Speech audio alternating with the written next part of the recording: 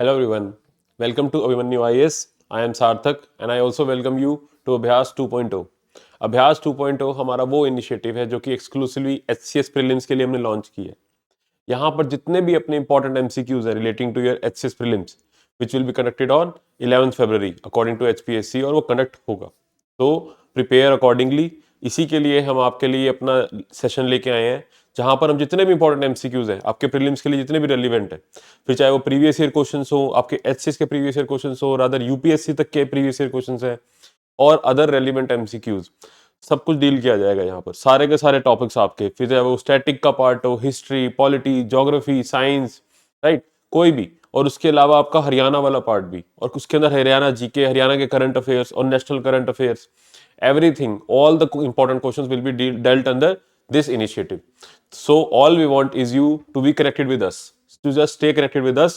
आपके सारे के सारे जो डाउट्स हैं वो सब आप नीचे कमेंट सेक्शन के अंदर लिख सकते हैं हमसे, right. This initiative is only and only to make your preparation journey easy, so that आपकी प्रोबेबिलिटी एग्जाम को क्लियर करने की, प्रीलिम्स को क्लियर करने की बढ़ सके, राइट। कि आपकी जो मेहनत है वो वेस्ट ना जाए, कहीं ना कहीं उसमें रिटर्न निकले आपको, आप एक ऑफिसर बन के निकलो, right. So with this let's start our video. आज का हमारा टॉपिक पॉलिटी है। पॉलिटी के कुछ इंपॉर्टेंट एमसीक्यूज हम देखेंगे और चैप्टर है पार्लियामेंट। पार्लियामेंट से रिलेटेड जो एमसीक्यूज है important, we will deal with that, right. So let's start our video. See, okay,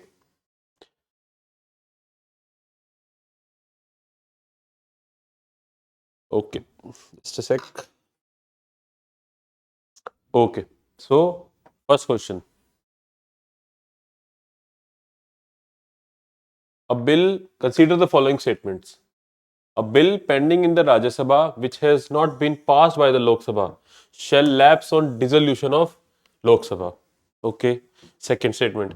A bill pending in the Parliament shall lapse by reason of the prorogation of the houses. Which of the statements given above is or are correct? Options हैं आपके only one, only two, both one and two, या फिर neither one, not two. Okay. Before going through this question, मैं आपको protocol बता दूं कैसे आपको इस वीडियो के अंदर आगे बढ़ना चाहिए। आपको वीडियो को करना है पॉज, अपने आप क्वेश्चन को अटेम्प्ट करना है। आप अपने आप क्वेश्चन को अटेम्प्ट करेंगे, I will try to find out the right answer. अगर आपसे आंसर सही नहीं मिला देन यू विल चेक आपने गलती कहां पर करी, इनकरेक्शन कहां पर आई है आपकी। इंसान, बंदे अपनी गलतियों से ज्यादा सीखते हैं। That is the reason I am suggesting you to go through this, right. इस वीडियो को इस टाइप से ही देखिए, तो दैट आप अपनी गलतियों से सीखें, आपको चीजें अच्छे से और समझ में आएंगी, चीजें याद रहेंगी, राइट। रामायण की तरह पूरी देखने की बजाय वीडियो को पॉज करना है, अपने आप अटेम्प्ट करना है और फिर देखना है कि हमने सही करा या गलत करा। गलत करा तो कहाँ पे गलती हुई है, right. Okay, so now as far as this question is concern, first statement क्या कहती है? A bill pending in the Rajya Sabha which has not been passed by the Lok Sabha shall lapse on dissolution of the Lok Sabha. तो क्या ये lapse होएगा? No, no, this will not lapse, because यहां पर अभी लोकसभा के पास गया ही नहीं है, राइट। अभी देखेंगे लैप्स होने वाले और क्या प्रोविजन होते हैं, but as far as this statement is concern this is incorrect statement, because that bill will not pass, क्योंकि लोकसभा से तो गया ही नहीं है, लोकसभा के अंदर तो एंटर ही नहीं किया था वो बिल, वो राज्यसभा के अंदर ही था। तो लोकसभा अगर डिसॉल्व हो जाए ऐसे केस में तो बिल आपका लैप्स नहीं होता। Second, a bill pending in the Parliament shall lapse by reason of prorogation of the houses. No, prorogation जब हो जाए, right, there are three kind of things, adjournment, prorogation, adjournment, sine die, right. Prorogation क्या होती है? Prorogation जब अपना session पूरी तरह ओवर हो जाता है, राइट। आपका जो एडजर्नमेंट होती है वो खाली एक दिन की जब सिटिंग ओवर होती है, और एडजर्नमेंट साइन ए डाई जब सिटिंग ओवर हो जाए लेकिन नेक्स्ट सिटिंग की डेट ना बताई जाए, राइट। प्रोरोगेशन मतलब बिल्कुल सेशन का ओवर हो जाना।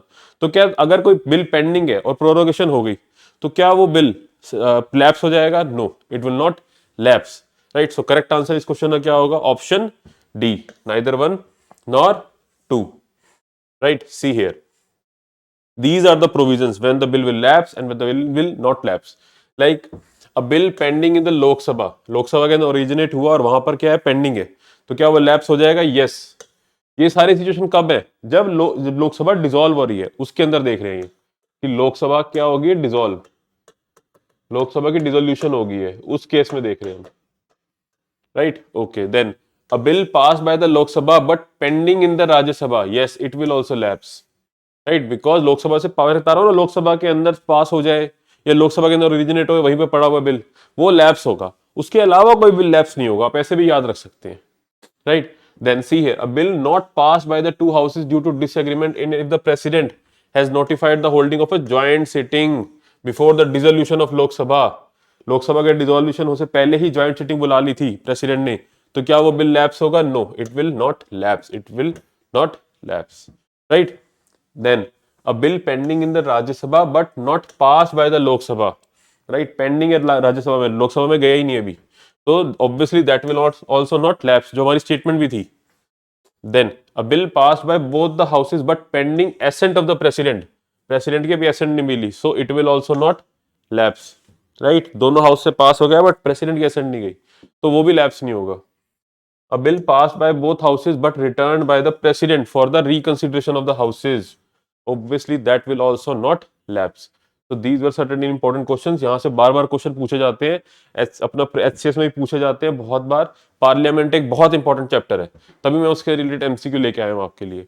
As far as polity is concern, polity के रिस्पेक्टिव में पार्लियामेंट बहुत इंपॉर्टेंट टॉपिक है, इसको अच्छे से कवर करना बनता है अपना.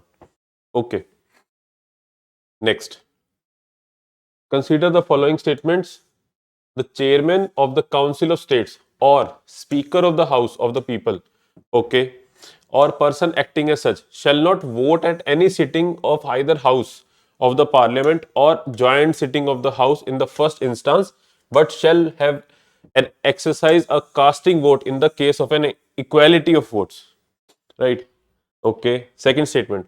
A person is qualified to fill a seat in the Council of States or Houses of People if he is not less than 25 years of age. Which of the following statement is correct? Only one, only two, both one and two, or neither one nor two. Okay. First statement आपको क्या पूछ रही है? First statement आपसे पूछ रही है कि चाहे राज्यसभा में जो आपका वो है चेयरमैन है, राज्यसभा का चेयरमैन, और लोकसभा के अंदर कौन होता है? स्पीकर. तो क्या ये दोनों नॉर्मल इंस्टांसेस में, राइट, नॉर्मल इंस्टांस में वोट करेंगे? कि जब भी कोई सेशन बैठा वहां पर वोटिंग हो रही है, तो क्या नॉर्मली ये दोनों वोट करते हैं? राइट. ये कह रहे हैं कि नहीं करते, नॉर्मली वोट नहीं करते. स्टेटमेंट आपको ये कह रही है नॉर्मली ये वोट नहीं करते, but in case of tie, अगर टाई हो जाए, इक्वालिटी हो जाए, तो टाई ब्रेकर जिसको कास्टिंग वोट कहा जाता है, तो क्या ये सिर्फ कास्टिंग वोट डालते हैं? Right, both of them only go for casting vote to break the tie, tie को टाई ब्रेकर के लिए, जब इक्वालिटी हो जाए, इक्वल वोट्स आ जाए किसी डिसीजन के ऊपर, राइट. ये फर्स्ट स्टेटमेंट कह रही है, तो क्या ये सर करेक्ट है? Yes, it is correct. Nor because normally Rajya Sabha का चेयरमैन हो चाहे लोकसभा का स्पीकर हो, नॉर्मली वो वोट नहीं करते. They only vote for, they only have the power for casting vote. वो सिर्फ टाई ब्रेकर, कास्टिंग वोट होता है उनका, नॉर्मली वो वोट नहीं करते, right. Okay. Second, a person is qualified to fill a seat in the Council of States or House of the People if he is not less than 25 years of age. तो क्या ये statement भी correct है? See, first statement, this statement is incorrect. Why? Because yes, House of the People, Lok Sabha के लिए तो minimum age 25 चाहिए, but Rajya Sabha के लिए कितनी चाहिए? 30.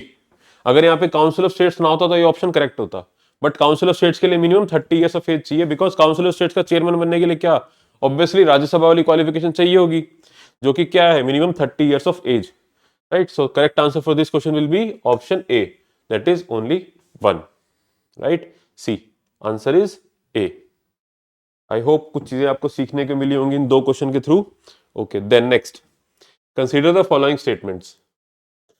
Since the sums required to meet expenditure described by the Constitution of India as expenditure charged upon Consolidated Fund of India are not submitted to the vote of the Parliament, no house is competent to discuss these estimates.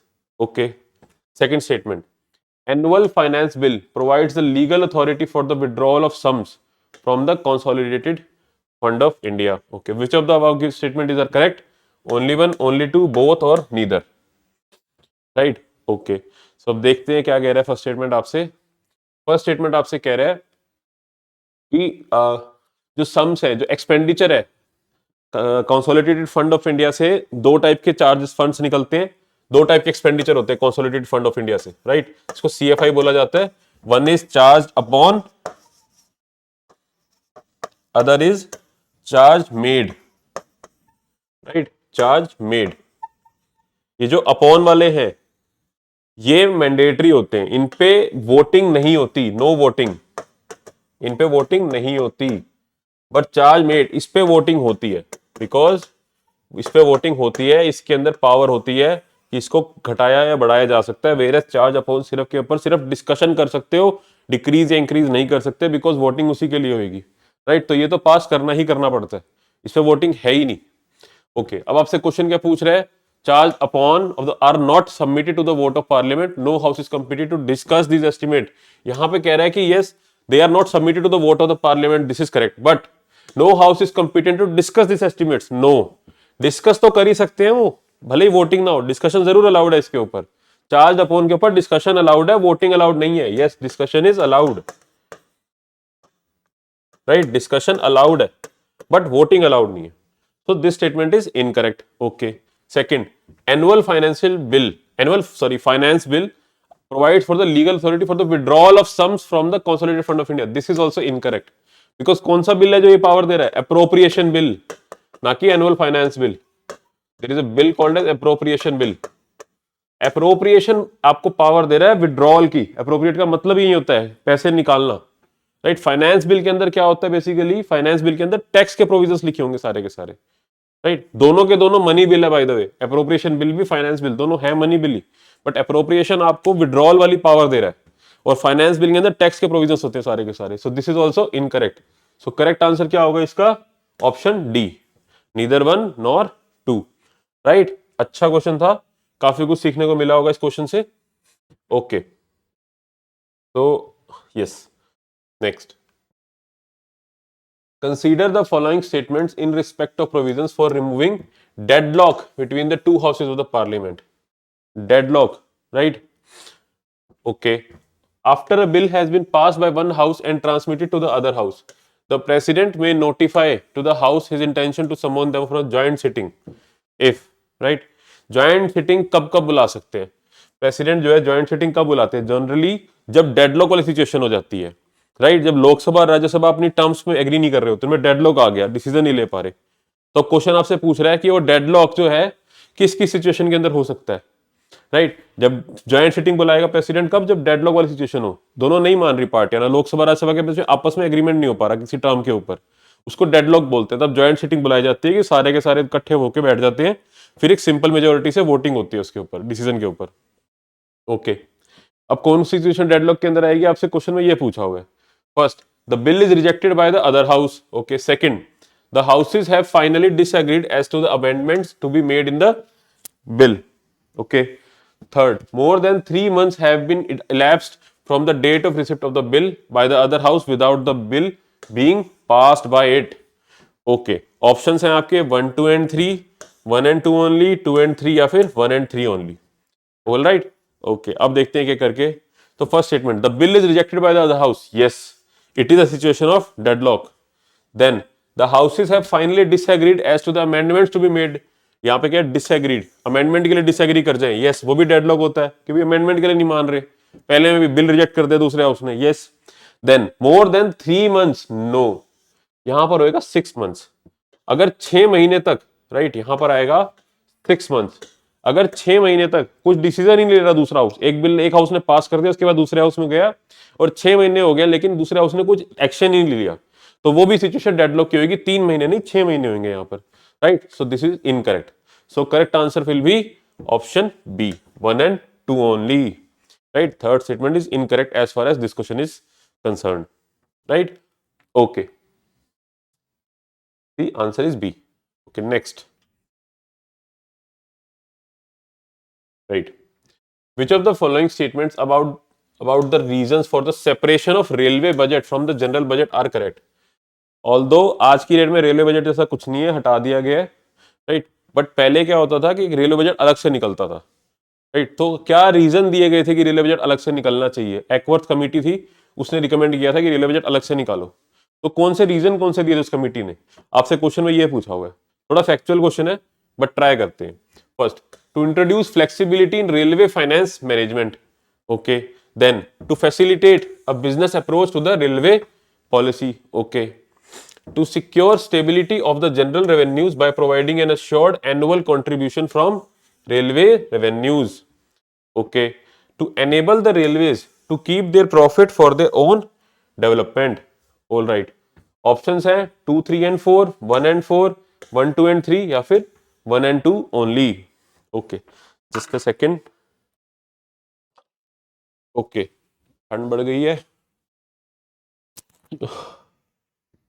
Okay, चलो अब देखते हैं first statement, to introduce flexibility in railway finance management. Yes, this is correct, बिल्कुल। Railway की जो finance management उसकी थोड़ी flexibility रहे अलग से, तभी उसके लिए रेलवे बजट को इंट्रोड्यूस किया गया था। Second, to facilitate a business approach to the railway policy. Yes, this is also correct. So 1 and 2 are correct definitely. Then to secure stability of the general revenues by providing an assured annual contribution from railway revenues. No, nothing like that. Right? To enable the railways to keep their profits for their own development. No, nothing like that. Right? कि उनके अपनी development के लिए profit नहीं, nothing.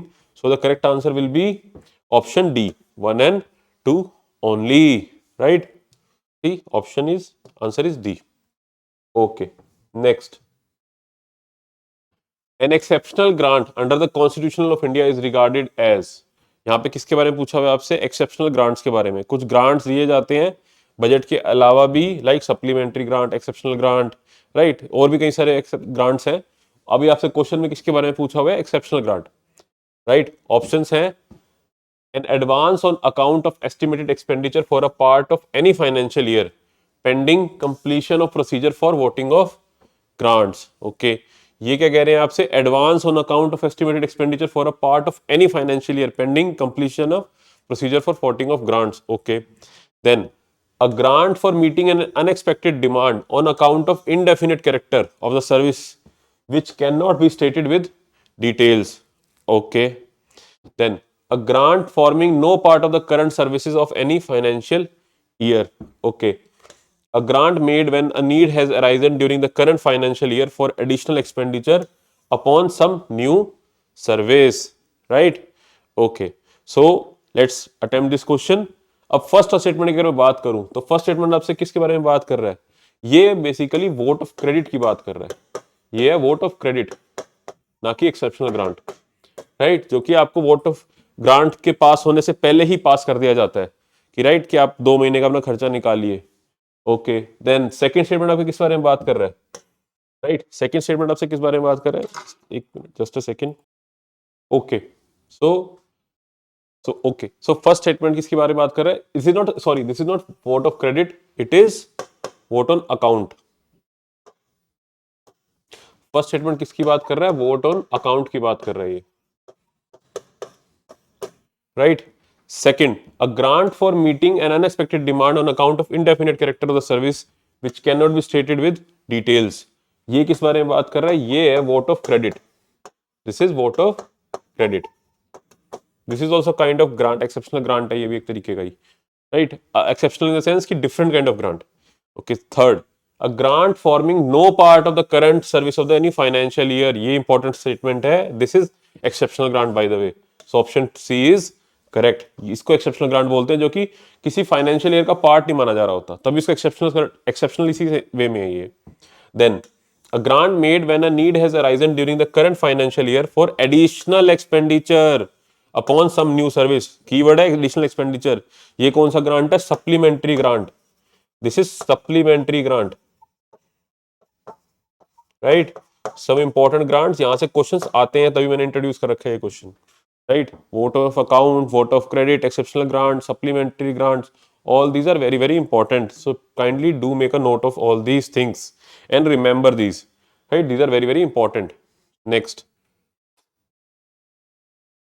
okay, the provision for the contingency fund of India results in, right? अब आपसे question किसके बारे में पूछ रहा है? Contingency fund of India.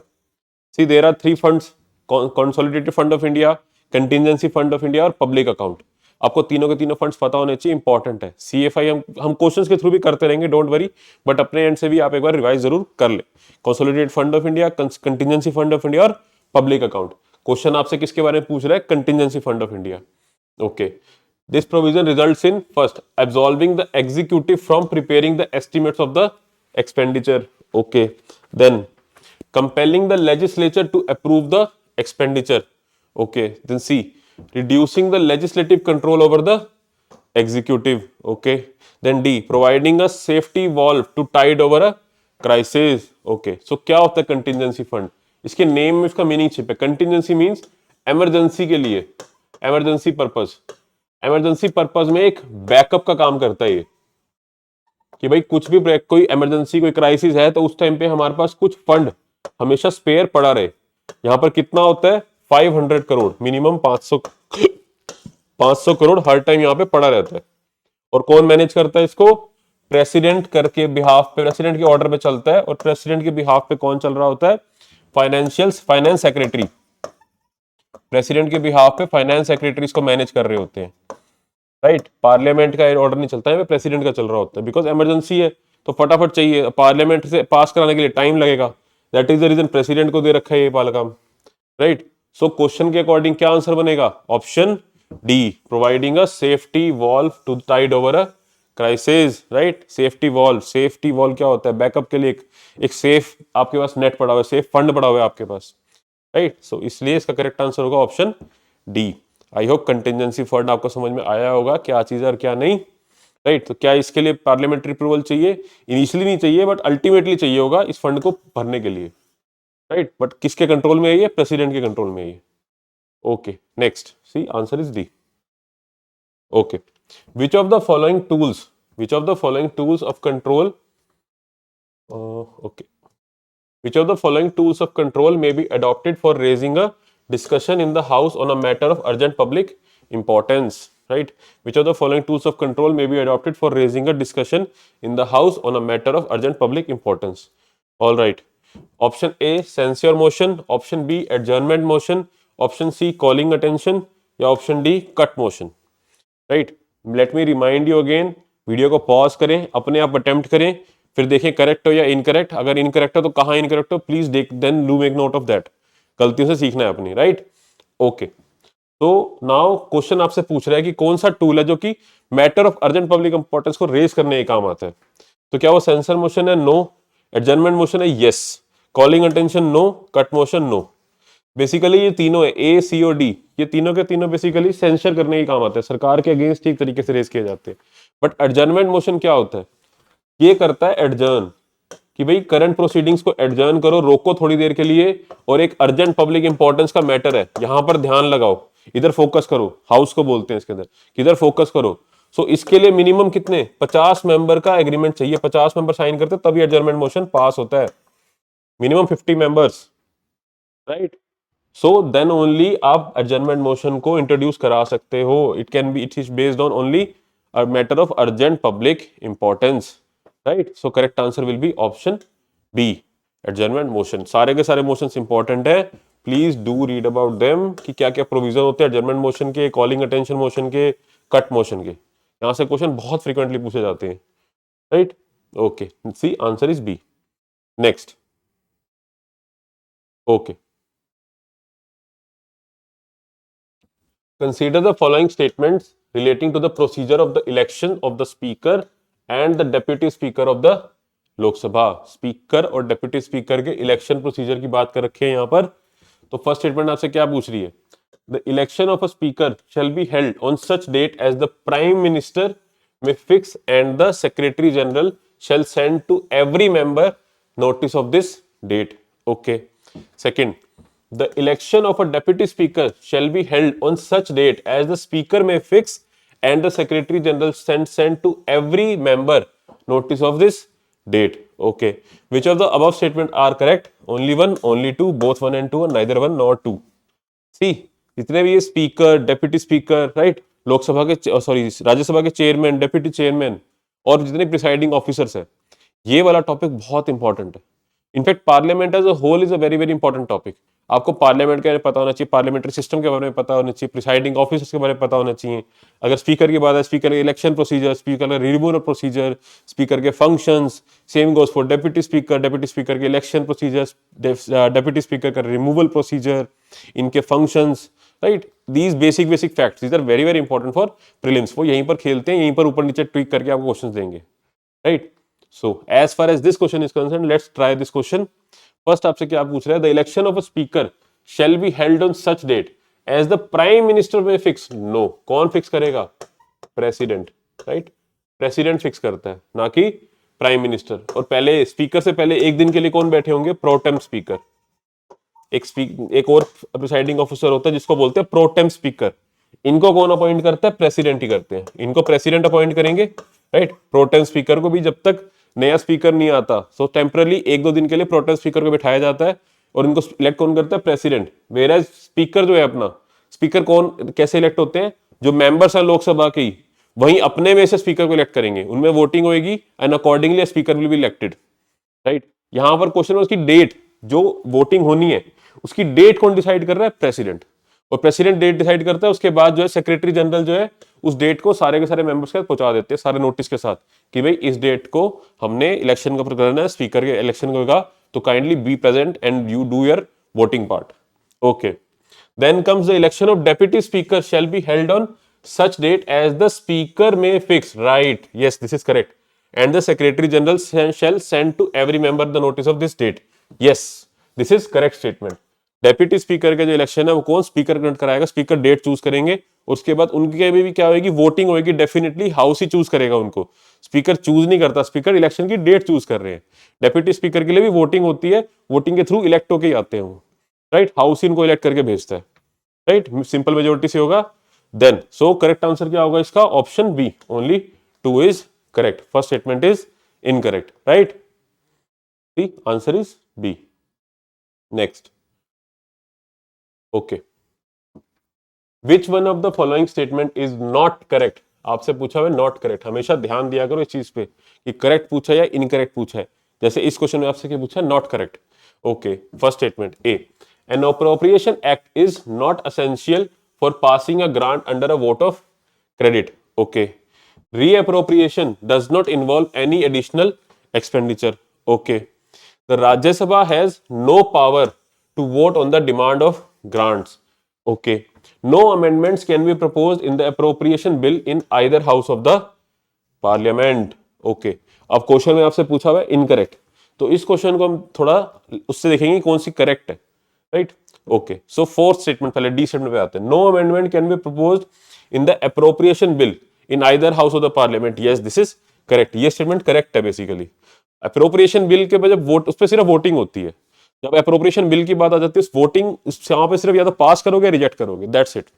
वहां पर वो वाला केस नहीं होगा कि अमेंडमेंट प्रपोज। अमेंडमेंट पहले होती है डिस्कशन के टाइम, उस टाइम वोटिंग के टाइम नहीं। तो अप्रोप्रिएशन बिल हो गया या फिर फाइनेंस बिल हो गया, वहां पर आपके अमेंडमेंट की कोई बात नहीं होगी, वहां सिर्फ पास होगा या रिजेक्ट होगा, दैट्स इट। दो ही केस है। So this is the correct statement. Then the Rajya Sabha has no power to vote on the demand of grants. Yes, this is also correct. Because why? Because वो क्या होते हैं? मनी बिल है, right. ये money bill है, appropriation bill, finance bill. Money bill के ऊपर राज्यसभा का कोई पावर नहीं होगी। So same goes for this also. That is the reason Rajya Sabha has no power as such. They do not vote on the demand of grants. सिर्फ 14 days का time होता है जिसके अंदर वो कुछ प्रपोज कर सकते हैं, या वो मानेगी लोकसभा चाहे ना माने, लोकसभा की मर्जी होगी। आई बात समझ में? So this is also correct statement. Then B, reappropriation does not involve any additional expenditure. Yes, this is correct.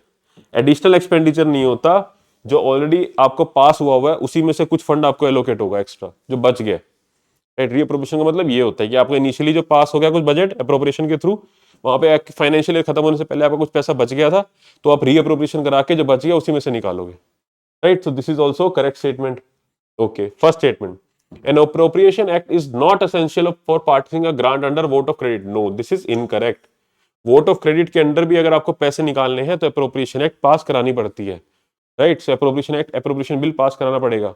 So this is an incorrect statement. So क्या आंसर होगा इसका? क्वेश्चन नंबर 10th का आंसर होगा option A, right. So these were the important questions for the day. I hope आपको काफी कुछ सीखने को मिला होगा, but I have one more important information. अगर आपने अभी तक भी कोई टेस्ट सीरीज सब्सक्राइब नहीं करी है, because you know how important this test series is, तो अगर आप अभी भी कोई टेस्ट सीरीज ढूंढ रहे हैं अपने एचएस प्रीलिम्स के लिए, so I have a wonderful option for you, because test series are very very important. पढ़ाई अपनी जगह होती है, उसके अलावा जो एप्लीकेशन वाला पार्ट है, एमसीक्यूज की जो प्रैक्टिस है, वो आप टेस्ट सीरीज के थ्रू ही सीखोगे। You will learn how to attempt the real paper, कि 2 घंटे के अंदर आपको कैसे टाइम मैनेज करना है, राइट। कैसे आपको आपके वीक एरियाज का पता लगना चाहिए, बिकॉज हमारी जो टेस्ट सीरीज है, राइट, उसकी सबसे बड़ी यूएसपी यही है। Okay, so first of all let me show you the test series. Hold on. Okay, so see here, Abhimanyu IAS आपके लिए एक्सक्लूसिवली एचएस प्रीलिम्स की टेस्ट सीरीज हमने लेके आया है, जहां पर you will be getting 26 exclusive test, जिसके अंदर आपके सी सेट और जीएस के दोनों इंक्लूडेड है। सी सेट के आपको सेक्शनल टेस्ट भी मिलेंगे, complete full length mock test भी मिलेंगे सी सेट के, same goes for GS, GS के सेक्शनल टेस्ट भी हैं, फुल लेंथ टेस्ट भी है, everything is included under this section. और जो मेन यूएसपी इस टेस्ट सीरीज की वो क्या है कि आपको प्रॉपर आपका एनालिसिस मिलेगा एग्जाम टेस्ट का। यू विल बी टोल्ड कि आपके वीक एरियाज कहां पर है, कहां पर आपको स्पेशल फोकस देने की जरूरत है, सो दैट आप उन पे काम कर सकें और अपनी प्रिपरेशन को कंप्लीट कर सकें, because that is very very important. जब तक आप ये एनालिसिस नहीं करेंगे तो टेस्ट देने का भी कोई फायदा नहीं है। These are only then questions, लेकिन मॉक टेस्ट का क्या काम होता है कि आपको एक प्रॉपर एनालिसिस मिले कि आप कहां गलती कर रहे हो, सो दैट रियल जब एग्जाम होगा आपका डी डे, वहां पर आप गड़बड़ ना करो, वहां पर आप सिली मिस्टेक्स ना करो, वहां पर अपने सारी प्रिपरेशन के साथ जाओ, फुली प्रिपेयर होकर जाओ, सो दैट आपके चांसेस पूरे 100% हो जाए कि आपका सिलेक्शन हो ही हो। Right, this is the aim of this test series. The price of this test series very affordable, आपके लिए डिस्काउंट पे हम इसको 6500 पे हम इसको लॉन्च कर रहे हैं। राइट, 2000 रुपए का डिस्काउंट है आपके लिए, 6500 के अंदर आपको सारे के सारे टेस्ट मिलेंगे। So kind I will really recommend you, अगर आपने अभी तक नहीं सब्सक्राइब करी तो go for this test series, it will really help you out. Right, हम हमेशा प्राइजेस अपने इतने अफोर्डेबल रखते हैं बिकॉज अभिमन्यु आईएएस का मानना है कि अफोर्डेबिलिटी आपकी जो प्रिपरेशन है उसके हिंड्रेंस नहीं रहनी चाहिए। दैट इज द रीजन हम इतने अच्छे अफोर्डेबल प्राइसेस के ऊपर आपके लिए अच्छे अच्छे इनिशिएटिव लेके आते रहते हैं। Right, so with this I wish you good luck and I sincerely hope आपकी प्रिपरेशन अच्छी जा रही होगी। Until our next video, take care and bye bye, thank you.